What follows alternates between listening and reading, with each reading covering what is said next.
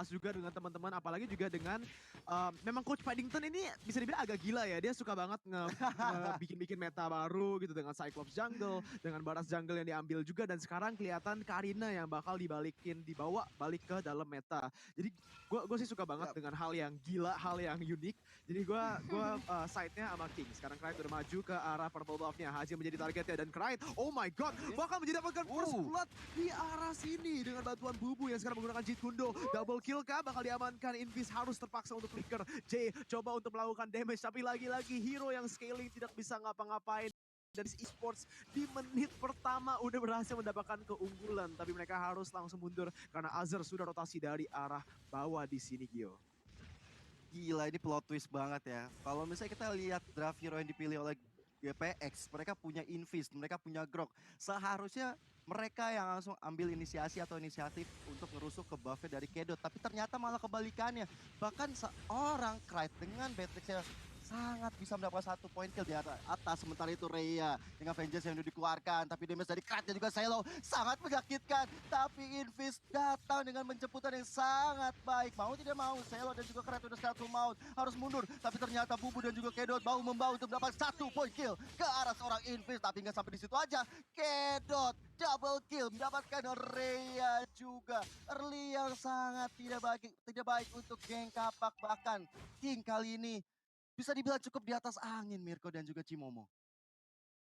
Yes, atas angin banget di sini dengan 3-0 di menit yang kedua loh. Baru menit kedua udah ada 3 kill di boardnya, dan sekarang Turtle Camp sudah dipersembahkan di sana oleh Fruity. Kelihatannya Kings Esports bakal langsung ambil di sana, dan GPX udah rotasi ke arah bawah. Coba untuk melakukan mirroring map, tapi rotasi yang sangat bagus dari Bubu untuk coba bantu Newt nge-clear wave, dan ini bakal menjadi engage-nya. Maju ke arah depan, udah ada Jeet Kundo untuk nge-cancel, tapi Shadow kill-nya maju dan tidak bisa mendapatkan kill. VTS Strike pun sudah dikeluarkan oleh seorang Newt, tapi langsung di-cancel dari tembok dari seorang Invis. Tapi lihat udah ada backup, keluarkan ultinya dari sini. Kedot belum ada opening yang bagus buat masuk, tapi udah well played banget sih. Mereka berhasil untuk defend turret gold yang dibawa, tidak memberi banyak-banyak, dan mereka berhasil untuk mendapatkan turtle yang di arah atas di sini, Gio. Yoi, kalau kita lihat juga penjemputan yang dilakukan oleh teman-teman Kings itu benar-benar ngeri banget. Tapi di area atas, Selo sepertinya terlalu perkasa bagi seorang Rhea. Rhea-nya udah sekaratul maut, tapi teman-teman dari Kings sepertinya masih mencoba untuk sabar dulu. Tapi Selo melihat kondisi tersebut, langsung mengambil advantage ya dengan cutting minion. Tapi ada Way of Dragon tadi kan seorang J, di-cancel saja oleh Bubunya, nggak mau terlalu overcommit karena dia sadar mereka masih membutuhkan teman-teman yang lain, terutama dengan Selo yang coba untuk ngambil ke arah purple buff-nya seorang Hasim kali ini, Mirko. Yes, betul sekali. Invis menjadi targetnya. Harus flicker untuk kabur di sini dengan Kedot mendapatkan 1 level lead di atas seorang Hazim. Berhasil untuk masuk ke arah jungle. Lihat damage-nya keluar dan Kedot hampir menumbangkan seorang Rhea, tapi dia bakal langsung ditukar balikan. Hazim coba untuk melakukan kill. Ini bakal menjadi momen comeback buat tim GPX. Gila. Tapi sayang sekali Kings Esports dengan adanya Kraid di sini berhasil untuk mendapatkan snipe dan triple kill. Tapi Azir menggunakan flicker di arah depan, geprek langsung dapat shutdown di arah sana. Tapi 3 untuk 3 trade-nya. Menurutku sih trade itu bagusnya buat tim GPX karena tadi ada beberapa kill yang didapatkan oleh GPX di mana itu shutdown ya, memberi bounty yang lumayan gede. Dan itu mungkin agak overcommit dari tim Kings Esports. Mereka tadinya mau untuk purple buff doang, mau majunya, mau commitnya untuk purple buff, tahu-taunya mereka kebait oleh tim GPX dan akhir-akhirnya menjadi trade yang imbang di sini, Gio. Mungkin lebih nggak expect kali ya kalau Balmonnya bakal datang, flicker langsung lethal counter, tapi apapun yang terjadi mereka berjuang dengan sangat baik, tentunya 3 untuk 3 tadi, dan Turtle by Fruity sudah muncul juga dan bakal menjadi perebutan bagi teman-teman geng Kapak dan juga King Esports. Dan ini dia replaynya, Cimomo, silakan. Ya kalau kita ngeliat sebenarnya ini tim fight yang bisa dimenangkan sama teman-teman dari GPX karena J-nya benar-benar free banget. Tapi dengan 1 hero lockdown dari teman-teman Kings, Bubu ini benar-benar mengstop pergerakan dari seorang J dan bahkan nge-create space ya cukup banyak banget buat seorang crit. Tapi memang sangat disayangkan sekali karena dari teman-teman GPX yang sebenarnya mereka harusnya cukup sadar dengan adanya Keido, dengan Karinanya, Newt yang sebenarnya memiliki early damage juga di sini. Sebenarnya mereka juga nggak bisa terlalu gegabah ketika mereka mau melakukan inisiasi karena memang sebenarnya dari dari teman-teman GPX sendiri mereka juga sebenarnya masih memiliki hero skillnya seperti Balmond dan juga seperti seorang Rhea di sini. Tapi kalau kita lihat ada team fight yang dipaksakan di area bawah dan ini membuat mungkin suatu pertengkaran yang benar-benar cukup tumbang ya. Karena Selonya ditumbangkan ditukarkan dengan seorang Azir yang kita tahu GPX seharusnya nggak boleh kehilangan Azir dan juga Rhea. Karena ini adalah dua hero yang benar-benar skill dan butuh item banget. Tapi dari King Capax mereka udah kehilangan Azir sekali dan Rhea-nya kehilangan 2 kali. Jadi menurut aku dari segi item dan juga segi level ini mungkin dari King Capax mereka sedikit tertinggal cukup jauh untuk dua hero late game-nya, Mirko. Betul sekali, inilah yang kita bilang dari tadi ya, mereka itu butuh scaling banget dan Kings Esports sekarang rotasi ke arah atas, Selo bakal menjadi targetnya, base-nya udah, targetnya udah ditumbangkan, tapi Bubu menggunakan Wave Dragon yang sangat-sangat agresif, langsung ditumbangkan begitu saja. Udah ada VTSA yang digunakan, tapi tidak kena kepada siapa-siapa. Hazim nunggu di dalam bush-nya, bakal menggunakan Quad Shadow untuk mundur di sana, Gio. Yes, kalau kita agak sedikit membangun topik ya, Mirko dan juga Cimomo. Apakah masuknya Invis, J dan juga Azir memberikan impact? Karena sejujur-jujurnya kalau aku bisa ngomong di game yang pertama mereka masih belum kelihatan. Tapi mungkin di game ini apakah akan menjadi jawabannya? Kalau menurut Mirko dan juga Cimomo gimana? Kalau menurut gue Menurut di sini aku ya, sih, GPX itu harus scaling sih, tapi ya Shimomo.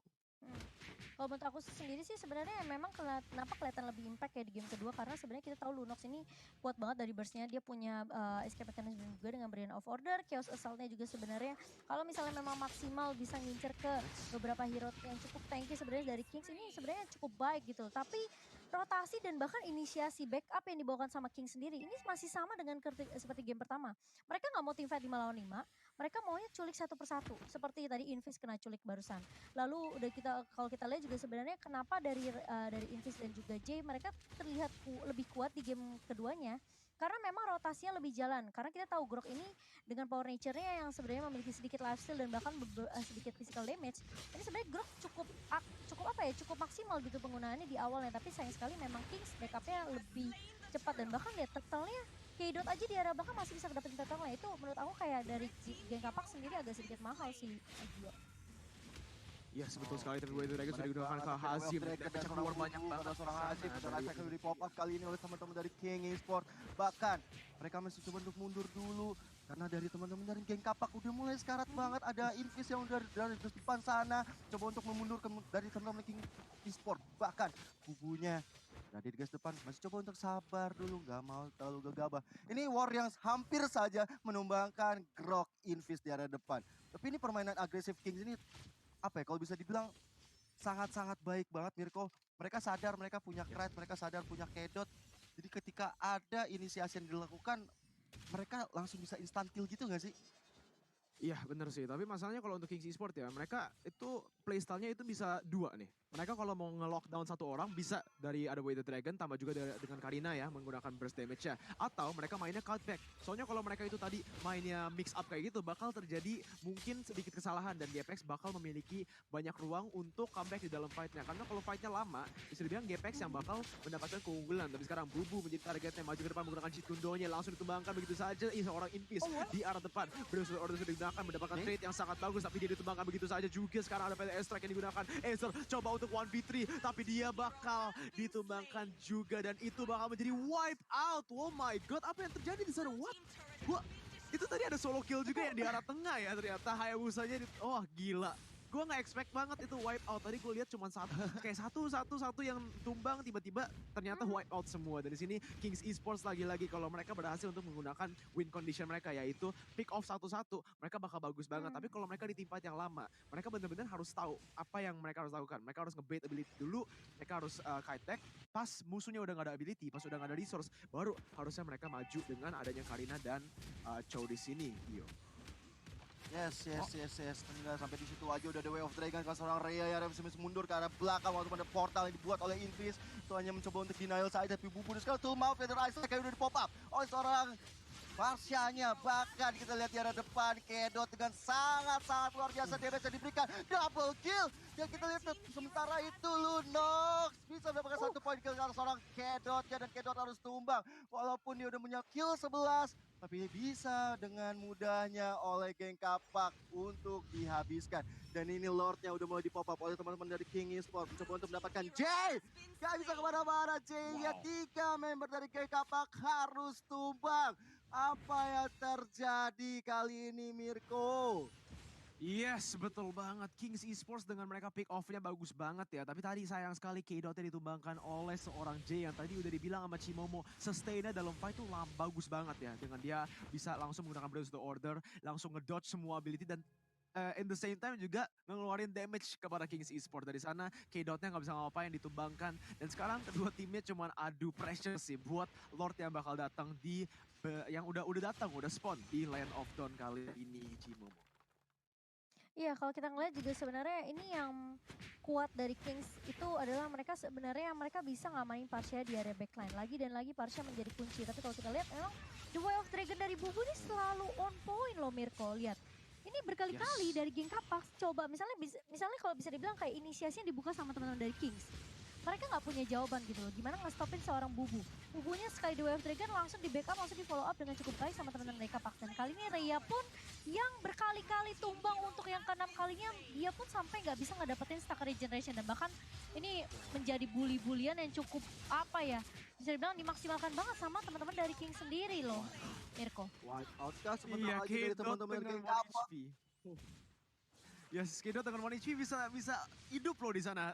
Gio dan juga Cimomo di sini, di mana GPX itu kayaknya terlalu overcommit kepada team fight, terlalu overcommit kepada objektif netral, di mana mereka itu udah lagi behind di sini ya Gio. Jadi mereka itu harusnya mungkin melakukan mirroring, tapi Kings Esports sudah masuk ke arah base-nya. Masih ada minute wave yang mereka harus clear di sini dengan Rhea udah respawn. Kelihatan mereka nggak bisa ngapain. Invis coba untuk melakukan engage sampai langsung ditumbangkan begitu saja. Lihat K-Dot ke arah belakang, langsung nge-burst seorang Rhea tapi masih bisa hidup menggunakan Winter's Truncheon-nya. Baiting yang sangat bagus dan akhirnya berhasil untuk menumbangkan seorang Rhea, mendapatkan double kill. Azir pun datang mendapatkan kill balik, tapi Kings Esports dengan gold lead yang mereka ada 6.000 berhasil mendapatkan semua ini turret di atas pun bakal ditumbangkan sekarang, tapi tidak, mereka masih memilih untuk mendapatkan kill ke arah Azer dan juga melakukan clearing di sini. Apakah mereka bakal langsung coba untuk nge-end di sini Gio? Seperti yang gak semudah itu karena ada shadow kill yang dikeluarkan oleh Hayabusa milik seorang Hazim memukul mundur teman-teman dari Kings. Mereka sadar mereka udah kehilangan 2 member terutama Selo yang bisa nebeng di depan dan juga K-Dot sang striker. Tapi kalau misalnya itu tumbang, mereka harus coba untuk set up lagi, mereka harus sabar kembali karena mereka juga udah untung mendapatkan 3 objektif sekaligus. Sudah dapat inhibitor di area atas, tengah dan juga di area bawah. Apalagi masuk ke menit 12, itemnya dari King Esports sepertinya udah pada jadi semua, apalagi dari K-Dot ya Cimomo. Mereka benar-benar udah unggul dari segi aspek apapun sih kalau menurutku. Iya, tapi Yes. kalau kita lihat dari itemnya sebenarnya memang dari Kings mereka cuma punya satu dominance ice yang dimiliki sama seorang Bubu di sini. Jadi kalau misalnya mereka sampai hilang Bubu, ini Ezernya sebenarnya yang kita tahu lifestyle kenceng banget. Ini juga sebenarnya masih bisa menumbangkan, tapi permasalahan Bubunya aja nggak bisa ditumbangin gitu loh sama teman dari tim GPX. Jadi sebenarnya untuk anti lifestyle-nya itu sebenarnya masih cukup kuat dari teman-teman King sendiri. Coba kalau kalian perhatiin ya, ini Ezer nih selalu nge-pick off secara K-Dot. Jadi sebenarnya Ezer ini bakal jadi jawaban dari teman-teman GPX. Tapi kalau sampai GPX kehilangan Ezer, ini bahaya sih. Gitu. Yes, bahaya banget, tapi lihat udah ada siege lagi-lagi. K-Dot menuju ke arah depan, bisa mendapatkan double kill lagi-lagi, triple kill di dalam sasaran dia, langsung menuju, Base-nya. tapi tidak bisa mendapatkan kill.